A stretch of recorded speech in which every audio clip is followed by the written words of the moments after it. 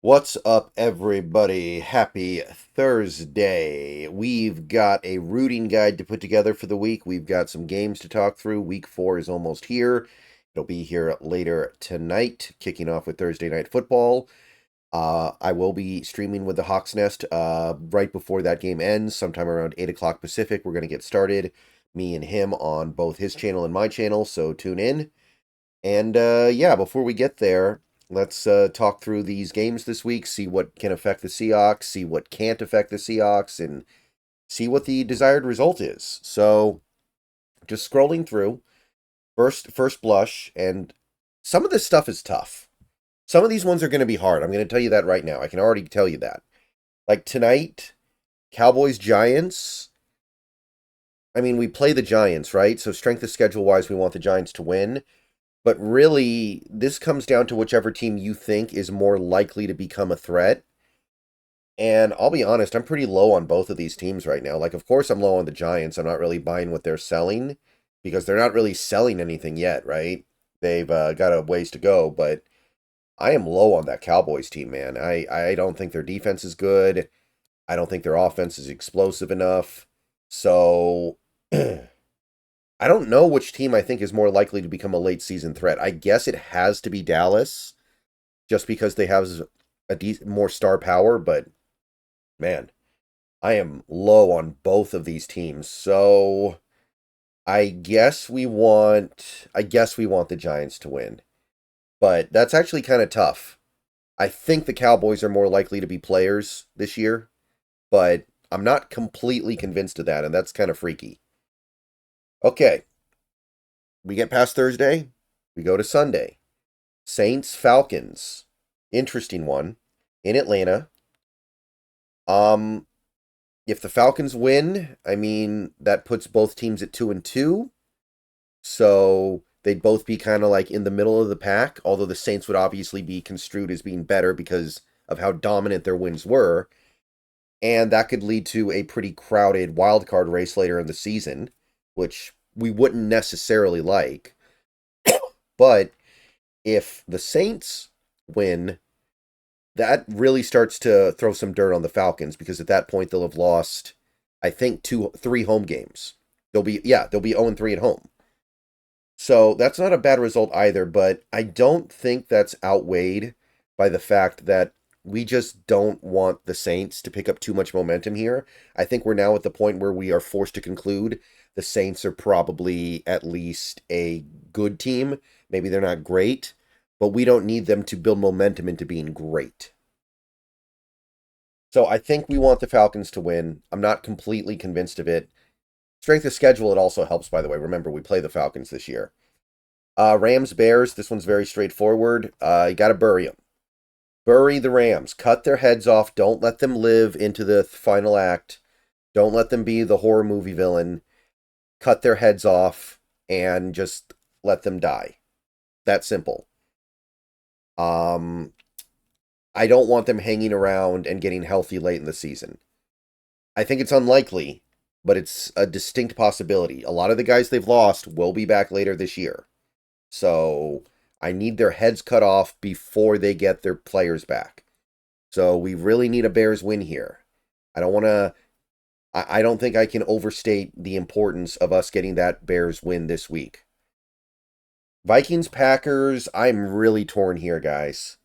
Vikings Packers is tough. Obviously, they're the only other undefeated team in the NFC, so we'd like them to lose for that reason, the Vikings. But what's going to happen to the Packers, man? Are the Packers going to get Jordan Love back and just go on some kind of a 96 Bulls run? Like they're winning if they go on a 3-game winning streak without Jordan Love with Malik Willis at quarterback, and then they get Love back, are they just going to like destroy the entire league? I don't know, man. I don't know if I want that either. I don't know if I want three and one teams in the NFC North, with the Lions, who could be 3-1 after Monday's game, depending on whether or not the Seahawks win. Like that makes for a very crowded wild card race, because that would mean you're getting to a point now where you might say that two of the wild cards will come out of the North, and then there's only one wild card left over for anybody else. So part of me just wants the Vikings to push the Packers down, and maybe we put them out. Maybe the Packers get put out of their misery before they can build up steam here. But man, this is tough. There is also a part of me that feels like the Vikings are fraudulent and will come back to earth at some point. And this week is as good a week to start as any. So I guess it's the Packers, but that's hard. That's really tough, and I'm not convinced. I'm going with the Packers just because I believe the Vikings are going to come back to earth at some point. Steelers, Colts, this one's got really nothing to do with us. I got nothing to say here. It's just a game that gets played, and somebody wins, somebody loses. And I don't think it has any effect on the Seahawks. Broncos, Jets, kind of the same thing, right? I'm going to say we want the Jets to win just because we want the Jets to bank wins before they play the Seahawks. And that's just based on my personal philosophy of a good team that really needs a win is going to play better than a good team that doesn't need the win like that. And,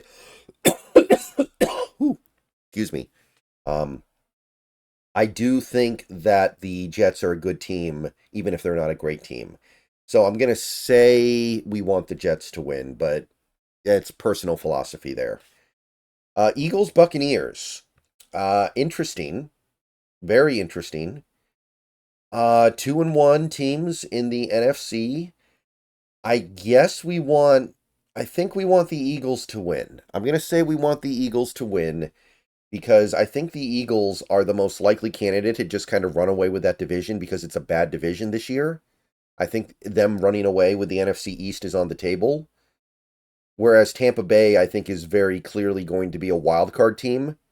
Well, I shouldn't say that. I shouldn't say very clearly, but I think they're more likely to be in the wild card race. So I don't want them to have some really strong record at the end of the year because there might be very little to fight over for that wild card spot. Because like I said, we might get two teams out of the North, and then there's one spot left, and there's going to be a lot of competition for it. But that could go one way or the other. I'm going to say we want Philly to win, though.